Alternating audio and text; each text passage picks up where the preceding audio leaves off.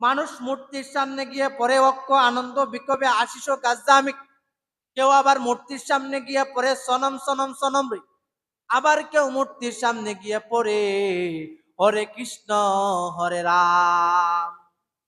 আবার বন্ধু কেউ মূর্তির সামনে গিয়ে পড়ে যে হে আমার ভগবান, হে আমার খুদা।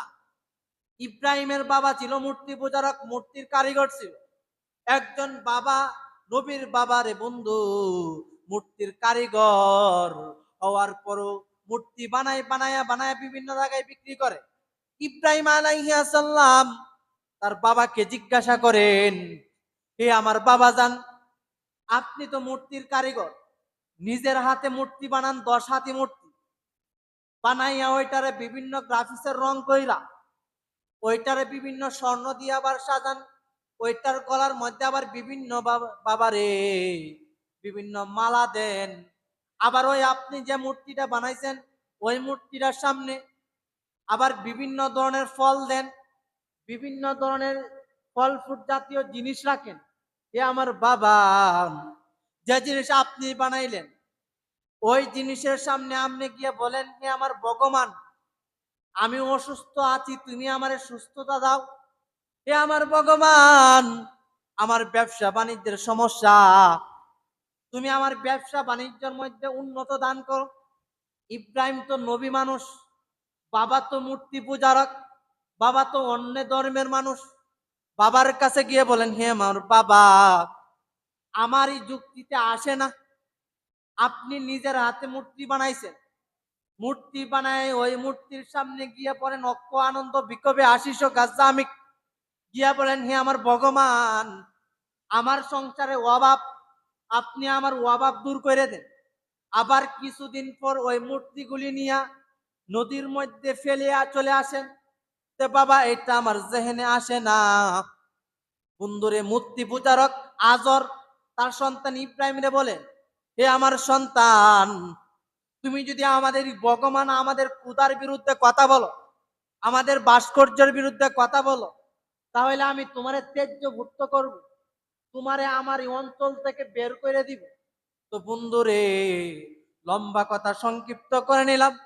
আজর যখন মূর্তি বানায় বানায় বিভিন্ন জায়গাতে বেছে, তখন বাবারে ইব্রাহিম জিজ্ঞাসা করেন, হে আমার বাবা, আমি চাই না আপনি জাহান্নামের আগুনে যান, কারণ আপনি মূর্তি বানান, আবার এই মূর্তিগুলির আপনি ক্ষুধা মনে করেন, আবার আপনার ক্ষুধা গুলিরে আবার বিক্রি করেন। হে আমার বাবা, ওইগুলি আবার কেমন ক্ষুধা যে ক্ষুধা গুলিরে নিয়া বাজারে বিক্রি করা যায়? নাউজুবিল্লাহ কইতেন না? বন্ধুরে, আমাদের কোনো প্রয়োজন হইলে আমরা কার কাছে চাই ভাই? আল্লাহর কাছে চাই। কিন্তু আজর মূর্তির সামনে গিয়া ওইগুলি প্রার্থনা করে। কিন্তু বন্ধুরে, ইব্রাহিম আলাইহিস সালাম বলতেছেন, বাবা গো, তোমাদের রবের নিকট মূর্তির সামনে ফল দিছেন, বিভিন্ন ধরনের ফল ফুট দিলেন, তারা তো খাইতেও পারে না, তারা তো স্পর্শ করতে পারে না বাবা। ওই মূর্তির গুলির উপরে মাছি বসছে, তারা মাছিও সরাইতে পারে না, ওই মূর্তিগুলির খাবার ইঁদুরে খেয়ে ফেলতেছে, কিন্তু মূর্তিগুলি নিষেধ করতে পারে না। বলতেছে, বাবা গো, আপনি যদি মূর্তির ইবাদত করেন, আল্লাহর ইবাদত না কইরা মূর্তির সামনে সনম সনম করেন, হে আমার বাবা, আপনাকে কিন্তু জাহান্নামে যাইতে হবে। কিন্তু বন্ধুরে, ওই এলাকার মধ্যে, ওই রাষ্ট্রের মধ্যে একজন বড় লিডার ছিল, একজন বড় একজন নেতা ছিল, নাম ছিল নমরুদ। কি ছিল ভাই? নাম ছিল নমরুদ। নমরুদ হইল এই দেশের প্রেসিডেন্ট। নমরুদ নিজের খোদা দাবি করছিল। মানুষ নমরুদের কাছে গিয়ে বলেন, এ আমার খোদা, তুমি হইলেন আমাদের বড় খোদা। নাউজুবিল্লাহ কইতেন না? বন্ধুরে, লম্বা কথা সংক্ষিপ্ত করে নিলাম। যখন নমরুদ জানতে পারলেন তার একটা মন্ত্রী নাম হইল আজর, ওই আজরের ছেলের নাম হইল ইব্রাহিম, তার একটা মন্ত্রী পরিষদের একটা ছেলে তাদের এই মূর্তিগুলির বিরুদ্ধে কথা বলে, মূর্তিগুলি বাঙ্গার হুমকি দেয়। সে নাকি বলে যে একমাত্র আল্লাহ, যে আল্লাহ আসমান বানাইলেন ওই আল্লাহর ইবাদত করার জন্য, আর এই মূর্তিগুলির যেন ইবাদত না করে। তখন বন্ধুরে, ওই আজর কি করলেন, তার মন্ত্রী পরিষদকে নিয়ে গেলেন নমরুদের কাছে, গিয়ে নমরুদের নিকট বলেন, আমার তো একটা ছেলে নাম হইল ইব্রাহিম, না দোষ চেহারা ফুটফুটে সুন্দর, তাকে আমি আঘাত করলে তো আমার কষ্ট হয়, কারণ হে নমরুদ রে, আমি তো আপনার রাষ্ট্রের একটা মন্ত্রী, আমার তো এই ছেলেটারে গুম করা যায় না, কারণ মন্ত্রীর ছেলেরে তো অত সহজে গুম করা যায় না। আর অন্য কোন ছেলে যদি হয়তো, তাহলে তারা আমরা হত্যা করে ফেলতাম, তারা আমরা গুম করে ফেলতাম, খুন করে ফেলতাম। কিন্তু সে তো আমি একমাত্র এই দেশের মন্ত্রীদের মধ্যে আমবো একজন মন্ত্রী, কাজে হে হে নমরুদ, কি করা যায়? বলতেছেন আপনার সন্তানকে ডাকেন। তো বন্ধুরা ইব্রাহিম আলাইহিস সালামকে ডেকে যখন নমরুদ আনলেন, বলতেছেন হে ইব্রাহিম, তুমি আমারে খুদা হিসাবে মানো না, আমাদের মূর্তিগুলিরে খুদা হিসাবে মানো না। কহে নমরুদ, তুমি যে তোমার মূর্তিগুলিরে খুদা হিসাবে মানো, তোমার মূর্তিগুলি কথাও বলতে পারে না, তোমার মূর্তিগুলির উপর মাছি বসে, তারা তাড়াইতেও পারে না, তারে তুমি কোন হিসাবে খুদা মানো? খুদা তো এমন ব্যক্তি হবে যে ব্যক্তি সূর্যের আলো দান করে, খুদা তো এমন ব্যক্তি হবে যে ব্যক্তি সূর্যের আলো তোমরা ভোগ করো। ইব্রাহিম রে নমরুদ জিজ্ঞাসা করেন, হে ইব্রাহিম, তোমার খুদা কি করতে পারে? ইব্রাহিম আলাইহিস সালাম বলতে পারেন, আমার খুদা কাউকে জীবন দান করে, আবার কাউকে মৃত্যু দান করে। সুবহানাল্লাহ কইতেন না? বলতেছে আপনার খুদা মানুষের জীবন দান করে, আবার মৃত্যু দান করে। নমরুদ দাঁড়ায় বলেন, আমিও মানুষকে জীবন দান করে আবার মৃত্যু দান করতে পারি। নাউজুবিল্লাহ কইতেন না? বন্ধুরে, নমরুদ দুইজন লোক তার রাজপ্রাসাদে আনলো ইব্রাহিম নবীর সামনে। আয়নায় একজনের একটা চাকু নিয়ে একজনের গলা থেকে মাথা আলাদা করে দিল। ইব্রাহিম রে বলতেছে, দেখছো নি, আমি কাউকে হায়াত দিতে পারি, আবার আরেকজনের সাইরা দিলেন। বলতে তোমার আল্লাহ যা পারে আমিও তা পারি। নাউজুবিল্লাহ বলতেন না? তোমার আল্লাহ বলছো যে কাউকে মৃত্যু দান করে, এই যে আমি একজনের হত্যা করে ফেললাম, তারে মৃত্যু দিছি কি দিছি না? ইব্রাহিম নবী বলতেছেন, হ্যাঁ হ্যাঁ, আপনি তো মৃত্যু দিছেন। বলতেছে আপনার আল্লাহ কাউকে আবার জীবনও দান করতে পারে, এই যে আমি একজনকে চাইরা দিলাম, তার আমি জীবন বাঁচায়া দিলাম। নাউজুবিল্লাহ কইতেন না? তখন ইব্রাহিম আলাইহিস সালাম যুক্তি দিতেছে যে আমার আল্লাহ সূর্য উদিত করে পূর্ব দিক থেকে, আর সূর্য হস্তে যায় পশ্চিম দিকে। এ নমরুদ, তুমি যদি আসলে ক্ষুধা হয়ে থাকো, তাহলে পূর্ব দিকের সূর্যটা তুমি আগামী কালকে পশ্চিম দিক থেকে উঠায়। নাউজুবিল্লাহ কইতেন না? তখন তো ভাই নমরুদ টিকে গেছে, ধরা গায়ে লাইছে বাটপারি। এই জন্য ভাই তখন বলতেছে, হে আমার ভাতিজা ইব্রাহিম, তোমার বাবা দেখো মন্ত্রী, তোমার যা কিছু প্রয়োজন তুমি যদি আমাদেরকে বলো, আমরা সব ব্যবস্থা করে দিব। কিন্তু বাতিজা, তুমি মন্ত্রী ছেলে হিসাবে তোমার শ্রদ্ধা করি, তুমি আর কখনো আমাদের এই ভাস্কর্যের বিরুদ্ধে কথা বলবা না। তোমার আল্লাহর ইবাদত করার দরকার, একমাত্র আল্লাহর ইবাদত করতে থাকে। বন্ধুরে, লম্বা কথা সংক্ষিপ্ত করে নিলাম। ইব্রাহিম আলাইহিস সালাম বলতেছেন, আমার জীবন চইলা যাইতে পারে, লক্ষ লক্ষ মানুষকে আপনি শিরিক শিখাইতেছেন, তারা তো জাহান্নামে যাবে। আর কোরআনে আল্লাহ বলেন, ইন্নাশ শিরকা লাযুলমুন আযীম, নিশ্চয় হলো শিরিক সবচেয়ে বড় পাপ। নাউজুবিল্লাহ। বলতেছেন হে ইব্রাহিম, তুমি সাবধান করে দিলাম, তুমি যদি আমাদের মূর্তির বিরুদ্ধে আরেকটা কথা বলো, তাহলে তোমাকে আমরা আগুনের মধ্যে নিক্ষেপ করব। বন্ধুরে, ইব্রাহিম আলাইহিস সালাম বলেন, আমার জীবন যদি চইলা যায়, চইলা যাক, কিন্তু আমি একমাত্র আল্লাহর কালিমার দাওয়াতে বন্ধ করতে পারবো না। সুবহানাল্লাহ কইতেন না? বন্ধুরে, লম্বা কথা সংক্ষিপ্ত করে নিলাম। ইব্রাহিম তার বাড়িতে চলে যায়। বাবা আজর বলতেছেন, বাবা রে, তোর আমি ত্যায্য পুত্র কইরা দিমু যদি তুই মূর্তির বিরুদ্ধে আর একটা কথা বল। বন্ধুরে, ওই ওই এলাকার ওই জগতে ওই দেশের মধ্যে বাৎসরিক একটা মাহফিল হইতো। কি হইতো ভাই? বাৎসরিক একটা বিশাল বড় একটা অনুষ্ঠান হয়।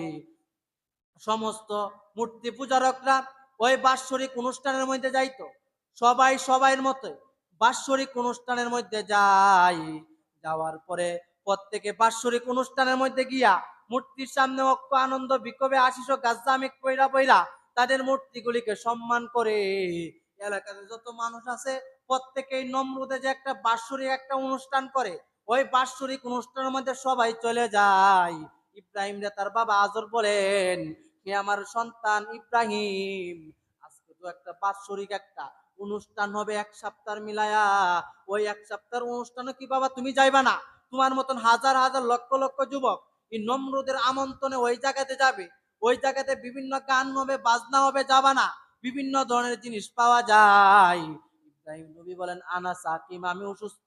আসলে ইব্রাহিম নবী কিন্তু অসুস্থ না, তিনি মনের দিক দিয়ে অসুস্থ। যে পৃথিবীর সমস্ত মানুষ মূর্তি পূজা করে, তাহলে তাহলে তারা যদি মূর্তি পূজা করে, আমি যদি ইল্লাল্লাহর দাওয়াত না দেই আর এই মূর্তিগুলির বিরুদ্ধে যদি কথা না বলে, হাসরের ময়দানে আমি ইব্রাহিমকে আল্লাহ জিজ্ঞাসা করবেন, ইব্রাহিম তোমার অঞ্চলের মধ্যে মানুষ মূর্তির সামনে গিয়ে প্রার্থনা করতো, তুমি কেন বাধা দিলে না? বন্ধুরে, সমস্ত মানুষ যখন মূর্তির মেলাতে চলে যায়, ইব্রাহিম নবী ওই ঘরের মধ্যে হিন্দুদের দুর্গা পূজার ভিতরে ঢুইকা গিয়া দেখেন শত শত মূর্তি। মূর্তির কোনো অভাব নাই, শত শত মূর্তি বিভিন্ন গির্জার মধ্যে, বিভিন্ন ঘরের ভিতরে শত শত মূর্তি, অভাব নাই মূর্তির। ইব্রাহিম আলাইহিস সালাম ওই মূর্তির ঘরের ভিতরে প্রবেশ করলেন, গিয়া দেখেন একটা 12 হাতি, 12 হাত বিশিষ্ট একটা মূর্তি। এটা হইল সবচেয়ে বড় মূর্তি। বন্ধুরা, আমাদের সকলের জাতির পিতা ইব্রাহিম আলাইহিস সালাম সমস্ত মূর্তিগুলি, ছোট যত মূর্তিগুলি আসিল, সমস্ত ছোট মূর্তিগুলিকে কুড়াল দিয়া ব্যঙ্গে তছনছ কইরা দেয়। সুবহানাল্লাহ কইতেন না? বন্ধুরা, শুধু তাই না, লম্বা কথা সংক্ষিপ্ত করে নিলাম, সমস্ত মূর্তিগুলি ভাঙ্গা বড় মূর্তিটার মধ্যে কাদের মধ্যে কুড়ালটা ইব্রাহিম নবী ঝুলায় রাখলেন। আল্লাহু আকবার বলেন। যখন কুড়ালটা বড় মূর্তির কাদের মধ্যে ঝুলায় রাখেন, তো কাফেররা যখন এই উৎসব থেকে আইসা যখন তাদের গির্জার ভিতরে ঢুকে অক্ষ আনন্দ বিক্ষোভে আসিস গাজ্জামিক এগুলি পয়রা পয়রা তাদের মূর্তিগুলোর নিকট প্রার্থনা করবে, আইসা দেখেন সমস্ত মূর্তিগুলি ব্যঙ্গে টান টান কইরা দেয়। সুবহানাল্লাহ।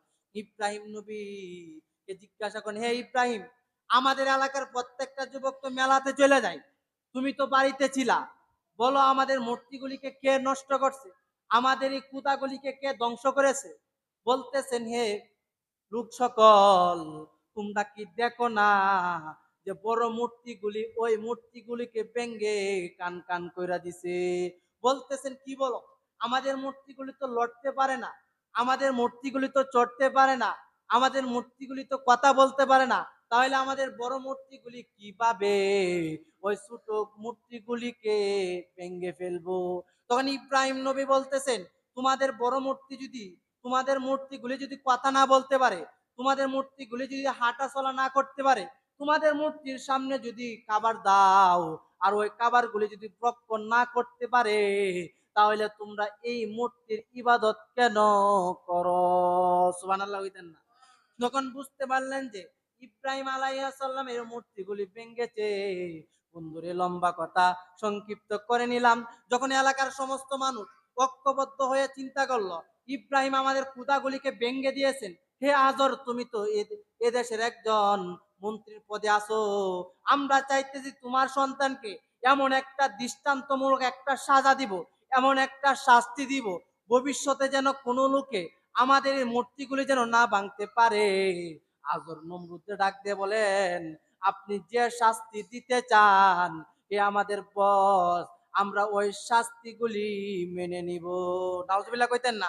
বন্ধুরে, ইব্রাহিম আলাইহিস সালামকে ডাকাইলেন, ডাকায় বলতেছেন, ইব্রাহিম, এখনো সময় আছে, তুমি ইসলাম ধর্ম চাইরা দাও, চাইরা একমাত্র ভাস্কর্যগুলির ইবাদত করো, তাহলে তোমাকে আমরা ছেড়ে দিব, ওই অন্যগুলি আমরা মেনে নিব। তখন ইব্রাহিম বলতেছেন, না না, যে আল্লাহ আমারে সৃষ্টি করছেন ওই আল্লাহর একমাত্র ইবাদত করব।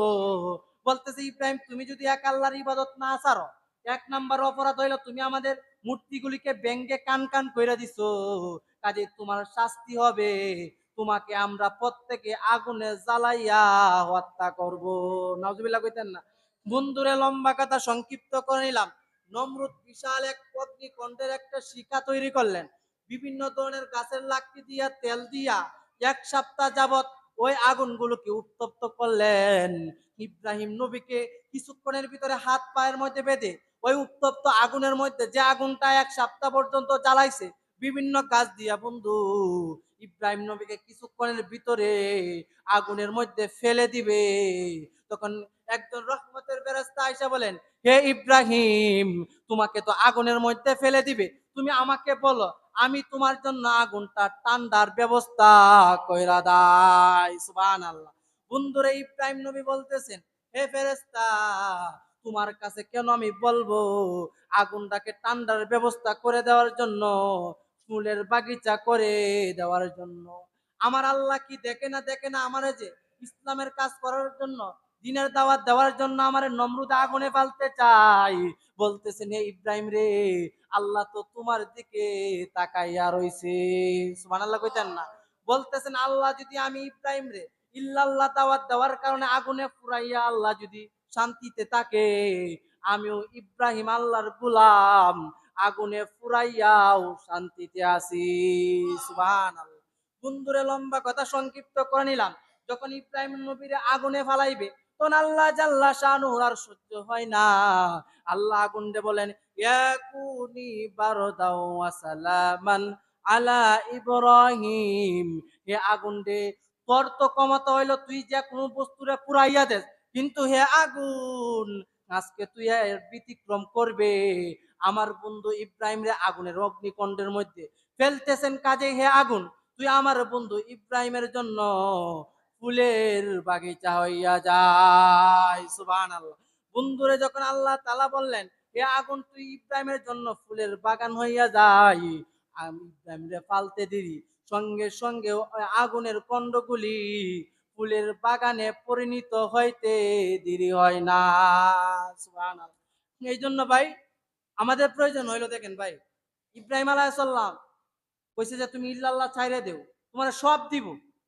কিন্তু ইব্রাহিম আলাইহিস সালাম ইমান চাচ্ছে রাজি হয় না, আগুনে জাপ দিতে রাজি হয়েছে। কি হয়েছে ভাই? আগুনে জাপ দিতে রাজি হয়েছে, তবে ইমান চাচ্ছে কি হয় না, রাজি হয় না। এই জন্য ভাই আমাদের প্রয়োজন হইল ইমানটা শক্ত করা। হাদিসে আসছে, বাইনাল কুফরি ওয়াল ইমানি তারকুস সালাত। ইমান এবং কুফরের মধ্যে পার্থক্য হইল নামাজ ছাইড়ে দেওয়া। কোন ব্যক্তি নামাজ ছাইড়ে দিল মানে কি করলো? সে শিরিক করে গেল। আমি মুসলমান, আমার পকেটে তো সবসময় একটা টুপি থাকবে। আমি মুসলমান, আমার পকেটে সবসময় টিস্যু থাকবে। আমি মুসলমান, আমার শরীরে সবসময় রসুলের কি থাকবে? পোশাক থাকবে।